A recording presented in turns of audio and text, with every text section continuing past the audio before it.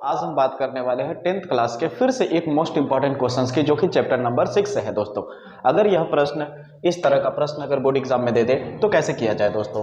यहाँ पे देख सकते हैं, फिर से भुजाओं का अनुपात सिद्ध करना है। अगर इस तरह का स्ट्रक्चर दे दे और आपको कह दे कि भुजाओं का अनुपात बताइए बराबर है, सिद्ध करके दिखाइए, तो कैसे करेंगे। सबसे पहले इस तरह का प्रश्न दे दे तो सबसे पहले जो दिया हुआ है उसे लिखें, फिर जो सिद्ध करने के लिए दिया है फिर उसे लिखें, फिर बाकी जब आप हल करना शुरू कर देंगे तो उसे उपपत्ति में लिखें।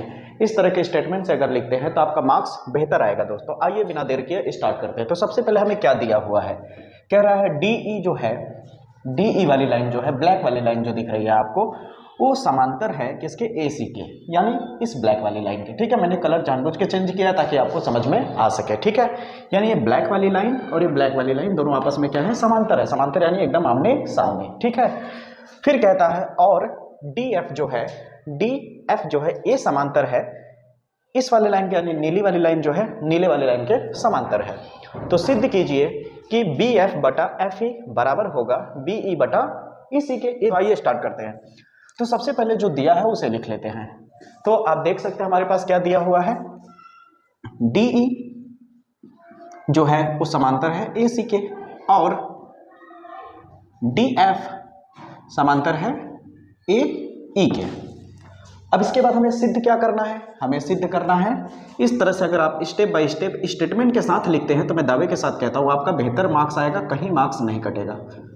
ये हमें सिद्ध करना है। अब आती है बारी उपपत्ति की। उपपत्ति का मतलब अब इसे प्रूफ करने के लिए आप कौन से त्रिभुज को लेकर के हल करना चाहते हैं, यहाँ पे आपको स्टेप बाय स्टेप बताते हुए करते हुए चले जाना है।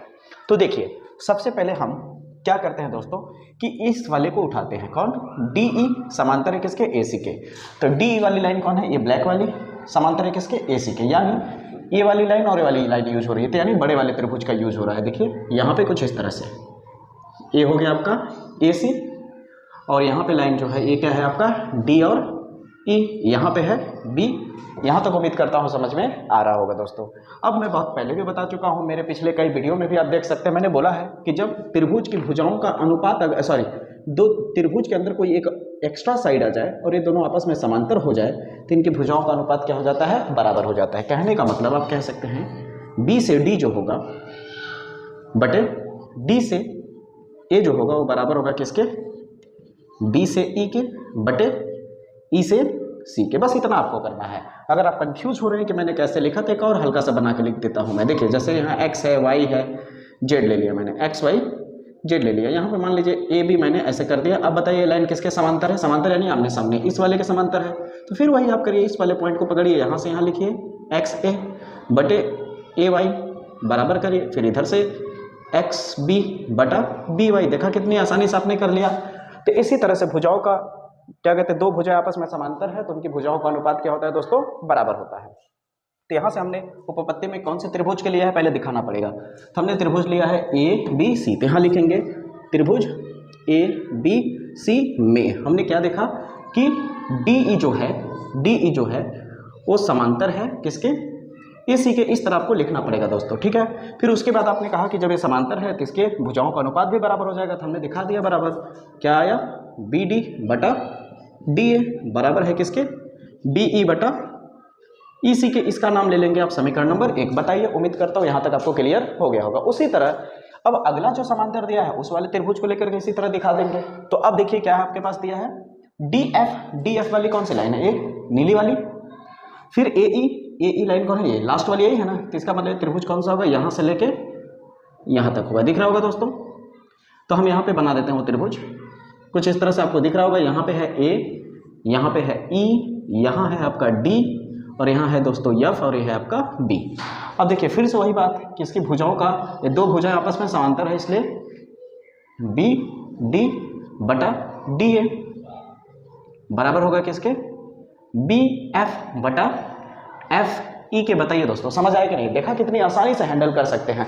तो यहाँ मेरे सवाल सिखाने का मकसद तो यही है ना कि इस तरह से वो घुमा फिरा के कुछ भी सवाल दे दे तो आप बोर्ड एग्जाम में बेहतर करें और बेहतर मार्क्स लाएं। आगे की ओर बढ़ते हैं। अब आप समझ गए होंगे कि अगला स्टेप मेरा क्या होने वाला है। मैं पहले इस त्रिभुज का नाम लिखूंगा, ए बी ई, त्रिभुज ए बी ई में क्या समांतर है, डी एफ जो समांतर है किसके, ए ई के। इसलिए इसकी भुजाओं का अनुपात क्या हो गया, बी डी बटा डी ए बराबर हो गए किसके, बी एफ बटा एफ ई के। इसे नाम दे दिया समीकरण नंबर 2 का, इसे नाम दे दिया दोस्तों समीकरण नंबर 2 का। उम्मीद करता हूं आपको समीकरण 1 और समीकरण 2 अच्छे से समझ में आ गया होगा। अब आगे देखिए दोस्तों ध्यान से,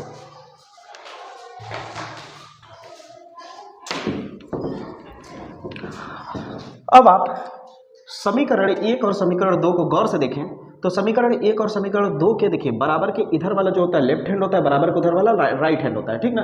तो बराबर के इधर वाला जो लेफ्ट हैंड आपको दिख रहा है बी डी बटा डी ए, बराबर के इधर में देखिए बी डी बटा डी ए। समीकरण 1 और समीकरण 2 के दोनों लेफ्ट हैंड साइड को अगर आप गौर से देखें, इसको और इसको, तो ये दोनों आपस में आपको क्या दिख रहे होंगे, बराबर दिख रहे होंगे। कहने का मतलब है अगर मैं कहूँ कि 5 यहाँ पे लिखता हूँ, ध्यान से सुनिए मेरी बात, आपको समझ में आ जाएगा। मैं कहूँ 5 बराबर x, 5 बराबर y, अगर ये भी x भी 5 के बराबर है, y भी 5 के बराबर है, तो x और y अपने आप बराबर हुआ कि नहीं।